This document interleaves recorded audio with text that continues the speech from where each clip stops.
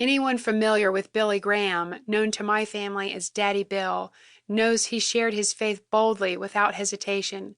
Whether witnessing to individuals or preaching in a crowded arena, he did not speak with rehearsed precision. He spoke with passion and conviction because he believed every word he said with every fiber of his being. His deep love for Jesus was always evident in the fire in his piercing blue eyes and the passionate conviction in his familiar voice. Thousands, even millions, came to faith in Jesus because Daddy Bill's passionate heart for the gospel came through in everything he said and did. Nothing brought him more joy than seeing someone come to Christ. My grandmother, who we called Tete, told my mom that she and Daddy Bill were once the guests of some friends at a beautiful beach resort. At dinner time, no one could find Daddy Bill. When Tete went looking for him, she found him behind their building, sharing the gospel with one of the groundskeepers. My paternal grandfather, whom we simply called Grandpa, also shared the gospel with everyone with whom he came in contact, whether a pedestrian on a street corner in New York City, the person riding next to him on the subway, the waiter at the delicatessen he frequented, or one of the hitchhikers he often picked up for the sole purpose of sharing the gospel with them. One Thanksgiving, he and Grandma were driving down from New York City to spend a week with us. Mom had fixed a beautiful meal to enjoy upon their arrival. We waited and waited. When they finally arrived about 8 hours later than expected, we learned Grandpa had picked up a hitchhiker, then driven the guy to his destination 6 hours out of the way because Grandpa wanted him to know Jesus. He would say he didn't give a rip about what people thought of him. He cared only about what Jesus thought of him. When we get to heaven, I can't wait to meet all the people whom he led to Christ. At Grandpa's funeral, a man told my dad he had seen the notice of Grandpa's death in the paper and had come to the service because he wanted the family to know that Grandpa had led him to Christ at the local McDonald's where Grandpa went every morning for a cup of coffee. It's clear that the witness of my grandparents made an impact on both of my parents, instilling in them the importance of sharing the gospel at every opportunity. When I was in elementary school, each Christmas my mom would come in to share the gospel through the Christmas story.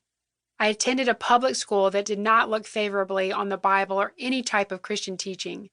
To share the Christmas story openly without using a Bible, my mom had to be creative. She had the clever idea of using the encyclopedia.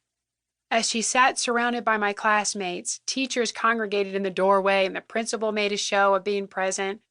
But no one could argue with what the encyclopedia said about Bethlehem, the angels, baby Jesus, Mary, and Joseph.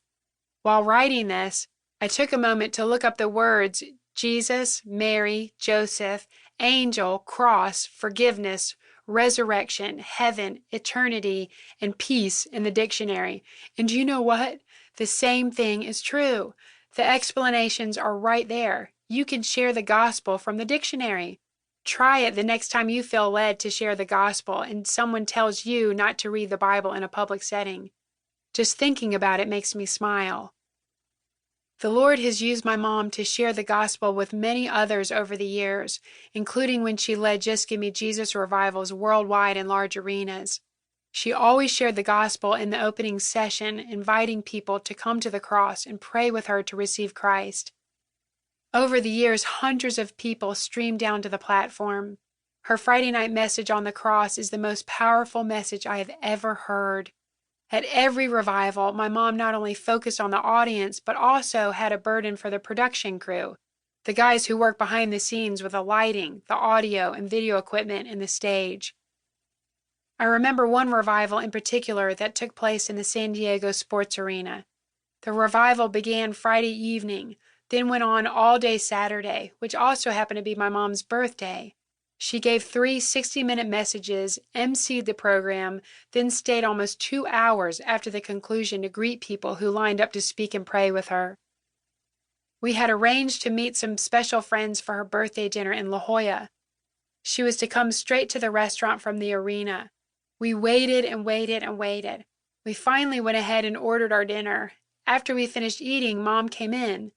We could all tell she was totally wiped out, but the sparkle in her eyes let us know she had been up to something special.